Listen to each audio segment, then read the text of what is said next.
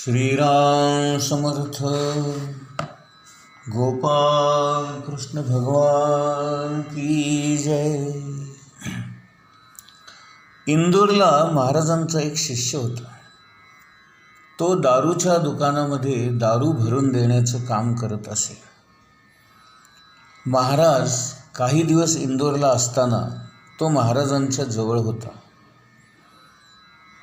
काही लोक जेव्हा त्याला बोलवायला गेले आणि रामनवमीच्या उत्सवासाठी ये असं त्याच्या मागे लागले, तेव्हा तो अशक्य आहे म्हणाला. पण माझ्या मागे पुढे महाराज आहेत असं तो लोकांना सांगत असे.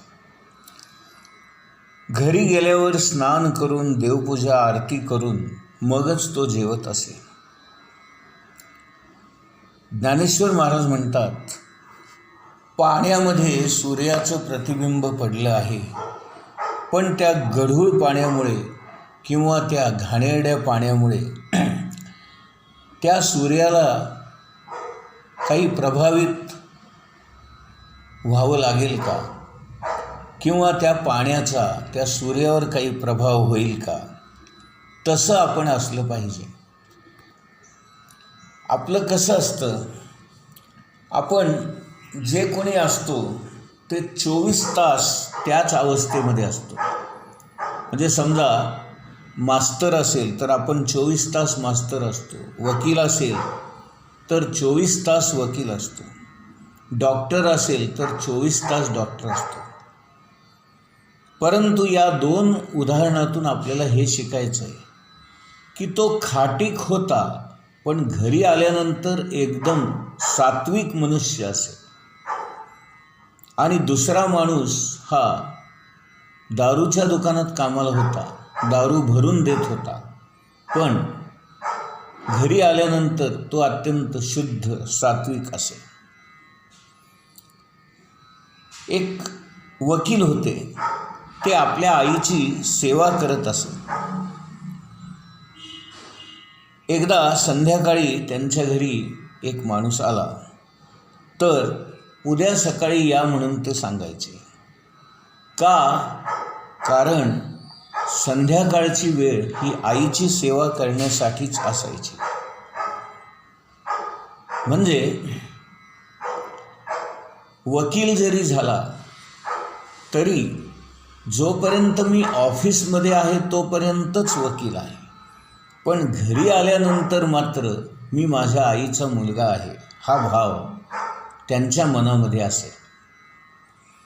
आता आपण पुढची 73वी ओवी बघूया.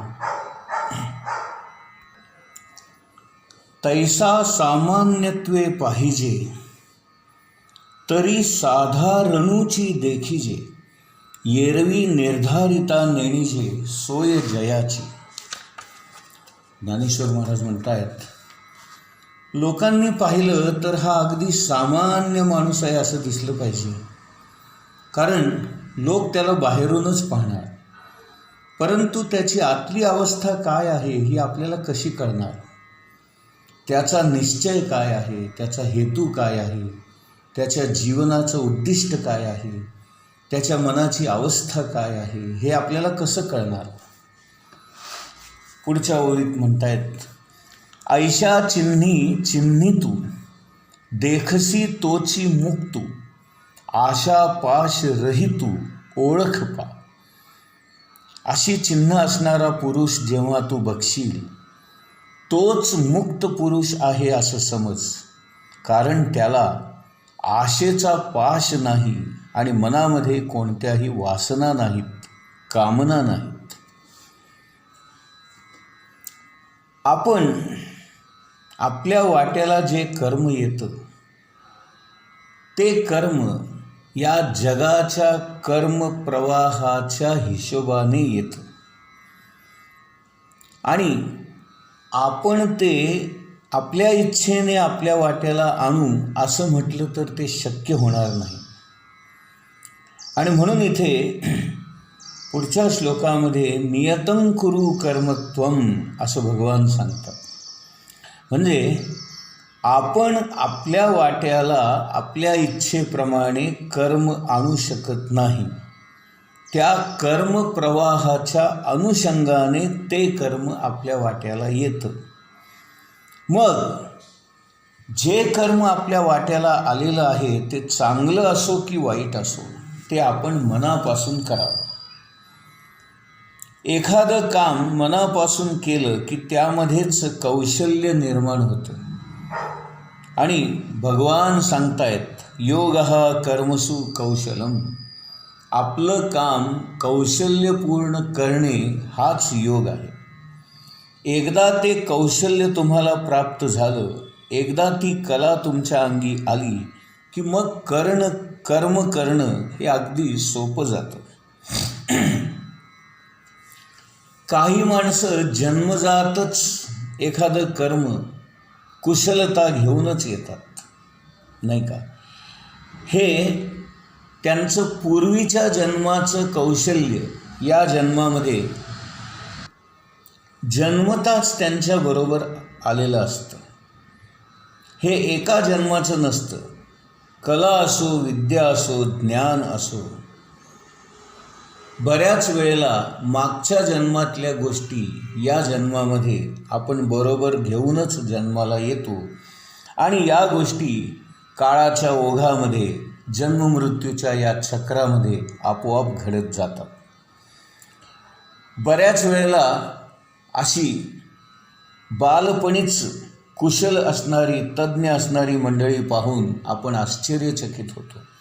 अरे, हा एवढासा मुलगा आणि किती छान करतोय, हे आपण म्हणतो सुद्धा, नाही का. तुम्ही आपलं विहित कर्म मनापासून जर केलं असेल तर ते तुम्हाला भगवंतापर्यंत नेण्यासाठी उपयोगी पडतं. 75व्या ओवीमध्ये ज्ञानेश्वर महाराज लिहित आहेत, अर्जुना तोच योगी विशेष जे जो जगी, म्हणोनी ऐसा होय या लागी म्हणिपे तू ते. अर्जुना, हाच खरा योगी असतो आणि त्याचीच जगामध्ये स्तुती होते. भगवान पुढे म्हणतात की अर्जुना, तू असं व्हावंस असं मला तुला सांगावंसं वाटतं. हा खरा योगी आहे, भगवंताचा भक्त आहे, कारण त्याचं कर्म अत्यंत योग्य पद्धतीने कौशल्यपूर्ण तो करत असतो. तुकाराम महाराजांचं एक फार सुंदर भजन आहे. ते म्हणतात, मागा बहुता जन्मी हेची करीत आलो आम्ही, भवताप श्रमी श्रमले निववू तया. नाही का. तुकाराम महाराज म्हणतायत, अनेक जन्मापासून आम्ही हे करत आलेलो आहोत आणि म्हणून या भवतापाच्या श्रमामध्ये आम्ही श्रमून गेलेलो आहोत. आता हे भगवंता, तू त्यांना निवव, त्या कष्टांना शांत कर, ते कष्ट कमी कर. म्हणून आपल्या वाट्याला आलेलं काम नीट करणं हीच फार महत्त्वाची गोष्ट आहे. सध्याच्या काळाचा सगळ्यात मोठा दोष जर काही असेल, सामाजिक दोष, तर माणसं पगार घेतात, पैसे घेतात, पण आपल्या वाट्याला आलेलं काम मात्र टाळाटाळ करतात. हा सध्याच्या काळाला लागलेला फार मोठा दोष आहे. आता आपण 76वी ओवी बघूया. तू मनसा नियमू करी, निश्चळू होय अंतरी, मग कर्मेंद्रिये व्यापारी वर्त तू सुखे. ज्ञानेश्वर महाराज म्हणतात, तू मनाचा एकदा निश्चय कर आणि मनाने शांत हो. निश्चळू होय अंतरी म्हणजे मन एकदम शांत निश्चल कर. मग कर्मेंद्रिये जरी आपापली कर्म करत राहतील तरी ती सारी कर्मे सुखाने होतील, आनंदाने होतील. महाराज म्हणतात, व्यक्ती म्हटल्या की दोन गोष्टी आल्याच, एक त्याचं अंतरंग आणि एक त्याचं बहिरंग. म्हणजे मन हे त्याचं अंतरंग आणि शरीर हे त्याचं बहिरंग. आपला देह हा नेहमी बदलत असतो, पण आतमध्ये बदल व्हायला पाहिजे, मनामध्ये बदल व्हायला पाहिजे, बुद्धीमध्ये बदल व्हायला पाहिजे, आपलं आचरण बदललं पाहिजे. साधन करण्याचा हेतू काय, तर आपल्या मनामध्ये बदल घडवून आणावा. म्हणून भगवान सुद्धा अर्जुनाला सांगतायत, अर्जुना तू मनाने निश्चय कर आणि आतमध्ये शांत राहा. आपली बाहेरची जी परिस्थिती आहे त्यात जे काही कर्म आपल्याला करावं लागणार आहे ते बदलता येणार नाही आहे, पण आतमधली परिस्थिती मात्र समाधानाची, शांततेची, आनंदाची ठेव. भगवंताने ज्या परिस्थितीत आपल्याला ठेवलेलं आहे त्या परिस्थितीत आपल्याला राहावंच लागणार आहे. मग आपण आनंदाने, शांतपणे का याचा स्वीकार करू नये, नाही का? महाराज म्हणतायत, देह तरी वरी चिलीकडे आपुलिया परी हिंडे, परी बैसका न मोडे मानसीची. देह वरवर आपलं प्रारब्ध ज्याप्रमाणे असेल त्याप्रमाणे हिंडत असतो, पण मनाची बैठक म्हणजे अवस्था ती मात्र कायम ठेवली पाहिजे. आज चांगली परिस्थिती आहे, उद्या संकट येईल, तरी देखील आपल्या मनाची अवस्था जशी आहे तशीच शांत राहिली पाहिजे. आपलं मन फार लवकर बिघडतं. महाराज म्हणाले की एक बाहुली असते बघा खेळण्यातली, तिला खालच्या बाजूला वजन लावलेलं असतं, त्यामुळे तिला कसंही जरी टाकलं तरी ती उभीच राहते. तसं आपण बाहुलीप्रमाणे या जगामध्ये जगावं. भगवंताच्या प्रेमाचं वजन आपण अशा खुबीने वापरावं की बाहेरची परिस्थिती कशीही असली तरी आपण त्या परिस्थितीमध्ये अत्यंत आनंदाने, प्रेमाने, उत्साहाने स्वीकारावं आणि सामोरं जावं. मला देवा तू कसाही टाक, मी असाच राहणार, अशी आपल्या मनाची समत्वाची अवस्था आपण ठेवली पाहिजे. ज्ञानेश्वर महाराज सांगतात की तू निश्चय करून मन शांत ठेव, मग देह आपल्या प्रारब्धाप्रमाणे कर्म करीत राहिला तरी कुठं बिघडलं. काही प्रमाणामध्ये मी माझं मन आवरू शकतो, म्हणजे तुमच्यामध्ये मन आवरण्याची शक्ती आहे. ती शक्ती वाढवली म्हणजे झालं, आपलं काम होऊन गेलं. आता आपण गीतेमधला 8वा श्लोक बघूया. नियतं कुरु कर्मत्वं कर्म ज्यायो हि अकर्मणः शरीरयात्रा अपि च ते न प्रसिद्धेत अकर्मणः. नियतं कुरु कर्मत्वं कर्म ज्यायो हि अकर्मणः शरीरयात्रा अपि च ते न प्रसिद्धेत अकर्मणः.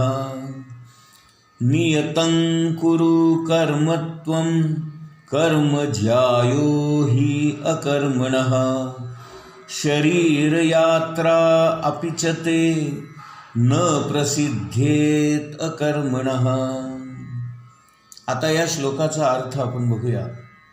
भगवान श्रीकृष्ण अर्जुनाला सांगतायत, अर्जुना तुझं नियत कर्म तू कर, कारण नियत कर्म करणं हे कर्म न करण्यापेक्षा श्रेष्ठ आहे. कर्म केल्या वाचून मनुष्य आपल्या शरीराचा उदरनिर्वाह सुद्धा करू शकत नाही. भगवान श्रीकृष्ण अर्जुनाला सांगतायत, अर्जुना शास्त्रविहित असणारं कर्तव्य कर्म तू कर, कारण कर्म न करण्यापेक्षा कर्म करणं हे केव्हाही श्रेष्ठ आहे. कर्म न करण्यामुळे तुला तुझ्या शरीराचे व्यवहार सुद्धा चालवता येणार नाहीत. तू जर कर्म करणारच नाही असं म्हणालास तर तुझी ही शरीर यात्रा, ही देह यात्रा कशी बरे सुखकर होईल. शरीर यात्रा का म्हटलेलं आहे, तर यात्रा म्हणजे काय, तर तिथे मुक्काम नाही. ज्या स्थळी तुम्हाला जायचं आहे ते स्थळ निराळं आहे आणि मधला हा प्रवास आहे. शरीर यात्रा याचा अर्थ या शरीराचा उपयोग करून मला कुठेतरी जायचं आहे. कुठेतरी याचा अर्थ भगवंताच्या वैकुंठ धामामध्ये आपल्याला पोहोचायचं आहे. भगवान श्रीकृष्ण म्हणतात, कर्म करणं हे कर्म न करण्यापेक्षा जास्त श्रेष्ठ आहे. कारण याशिवाय आपल्या शरीराचा जीवनक्रम चालणं अवघड होईल. आता अमुक एक कर्म माझ्या वाट्याला आलं पाहिजे असं म्हणणं चुकीचं आहे, कारण हे माझ्या हातात नाही. आणि अमुक एक कर्म केलं तर अमुक एक फळ मला मिळालं पाहिजे असंही म्हणणं चुकीचं आहे, कारण हेही माझ्या हातात नाही. आणि म्हणून जीवनामध्ये अशी कोणती गोष्ट आहे की तुम्ही ती हमखास करू शकता, काहीच सांगता येत नाही. आपल्या जीवनाचा कोणताही भरोसा आपल्याला देता येत नाही, कारण कोणत्या वेळी काय घडेल आणि कोणता प्रसंग आपल्यासमोर उभा राहील हे काही आपल्याला सांगता येत नाही. मुंबईतून बाहेर गेलेला मनुष्य नोकरीसाठी घराबाहेर पडला की संध्याकाळी तो परत घरी येईल की नाही याची देखील शाश्वती नाही. गोपाल कृष्ण भगवान की जय.